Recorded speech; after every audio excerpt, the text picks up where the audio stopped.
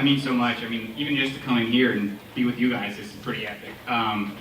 You know, me and my family have been working at this team for a long time. I've been involved since I was 12, but my dad started this as a high school auto shop project, and he was the lucky one to get his name pulled to drive the car. So, you know, High Point Racing started a long time ago, so to get this championship under our family's team and me driving is beyond special.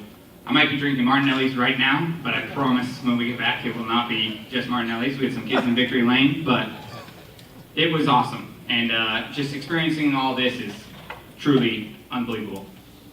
If you have a question for Trevor, please raise your hand. We'll get you a mic. We'll start here and then go to OK. Noah Reed, Kenny Wallace Media. Trevor, talking to you yesterday, you said the emotions hadn't quite settled in yet, knowing that you had clinched the championship.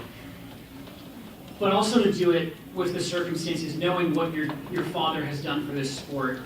What does it mean to you to bring this to him after all that he's done for racing across the West Coast? You know, he gets emotional at random times, right? And I didn't think that this would really make him emotional. And, you know, he was pretty choked up when we crossed that finish line. I think it's really special because it's not like I was able to do it in a random car. This is literally the car that my dad and his friends designed on a piece of paper when he was 16 years old.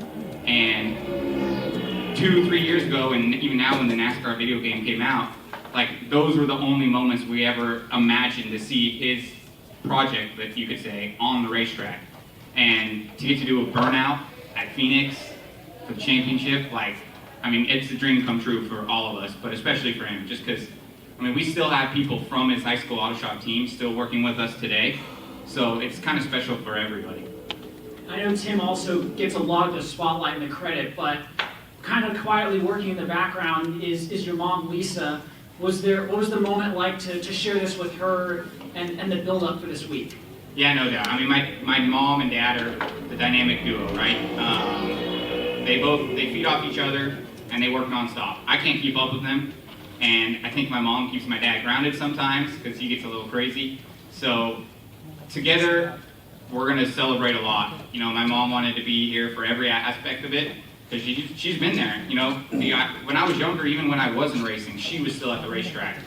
And to get all to those races when I was young and all those things, as many people would tell you, a lot of young racers, I mean, the parents are the ones that literally are helping you make your dreams come true. And yeah, as much as my dad does, my mom does just as much, maybe just in different ways. So super special that we got to have them all here. I had a lot of my grandparents here, friends and family. They came all the way out from LA, so really couldn't have gone better. Go to Wolfgang and Davey. Yeah, Wolfgang Monser from Germany, Rennsport Cross Agency. First of all, congratulations.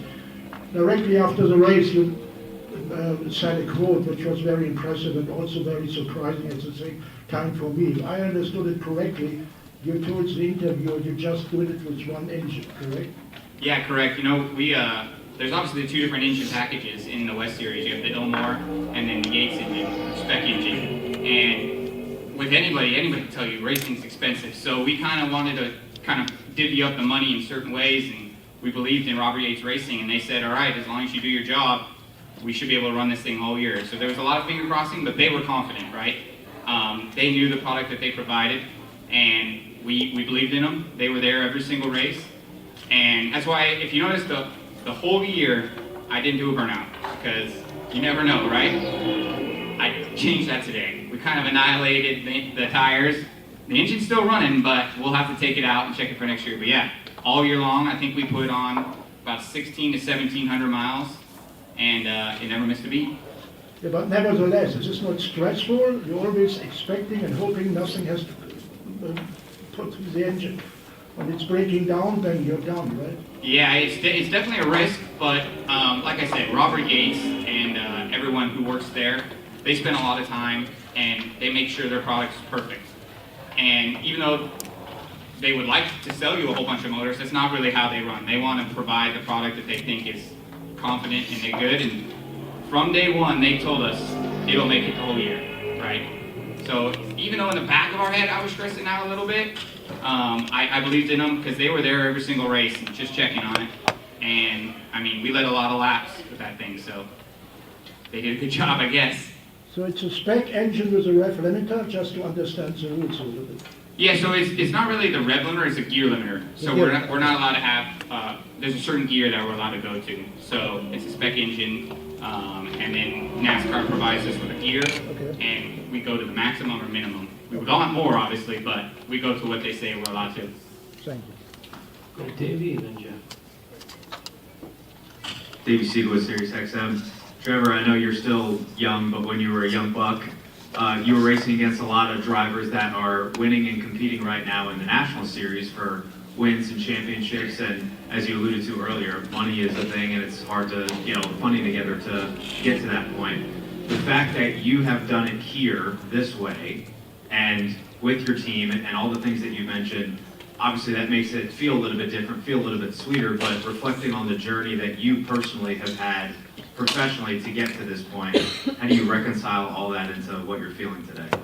Yeah, no doubt. It is a little weird. Somebody said I'm the veteran now in the ARCA series, and that kind of trips me out, because when I started, way back when I met you in the K&N series, you know, I looked at a lot of these people kind of like my idols.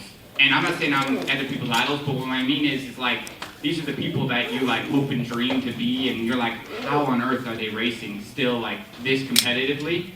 And now I sit back and I'm like, wait a second, I've ran just as much as them now, and you have kids that are 14, 15, 16, and I'm looking at them, I'm like, you're insanely talented, like, the times have changed. I'm 28, 29, and I'm like, man, like, what, this sport is so dynamic, there's so many people involved, and you know, it's just cool to see, I think they talked about this on the TV the other day, but I think in the 12, or in all three divisions, everybody in the championship four all came from an ARCA platform, and that just shows you the immense talent that kind of comes through the series. And so I've been lucky enough to see a lot of that talent, like Jesse Love, Dean Thompson, all these people that I've raced side by side with, Derek Krause for a while, and you know, it's special, right? Because you know, it's cool, you watch them progress, and you cheer them on Sundays, Saturdays, and have fun. Full Custer, all these people, they all came from the battling grounds that is the ARCA series, you know?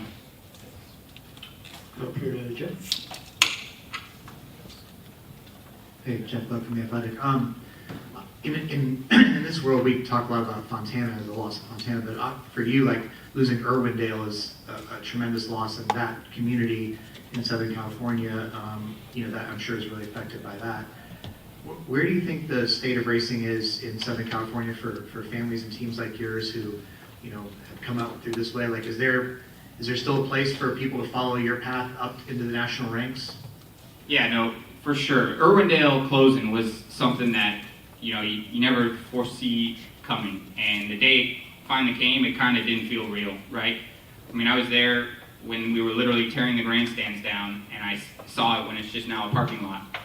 And so, I mean, that was where I was raised. So that took a long time to get over, but you got to bounce back, right? With anything, not just this, but you got to, whatever setback you have to figure out how to make it even better. And my family and so many racers on the West Coast know that racing out here on the West is still predominant, right? Like, we still have a lot of people interested. And the thing, I think the key moment that really kind of sparked this kind of trend on the West Coast is Kevin Harvick partnering out here at Kern County Speedway, Kevin Harvick's Kern Raceway. It kind of sparked a joy in a lot of people, because it showed that the people from the East Coast still know that there's a West Coast that exists. So I think we're on this upwards trajectory, because the Cars Tour West is a division that's kind of feeding drivers into the ARCA Menard series. And as you noticed, I think we had a lower car count last year and the year before, and each year it's starting to build. I mean, we had averaged 15 cars. 15 cars that were all pretty competitive, I should say. So, you know, it's on the rise. We got a lot of things going for us. Kevin Harvick's really hard in pushing that Bakersfield and all up and down there. There's a lot of people, and we still could compete. So I think with his knowledge and his connections, you're going to see a lot of big things coming out of the West Coast.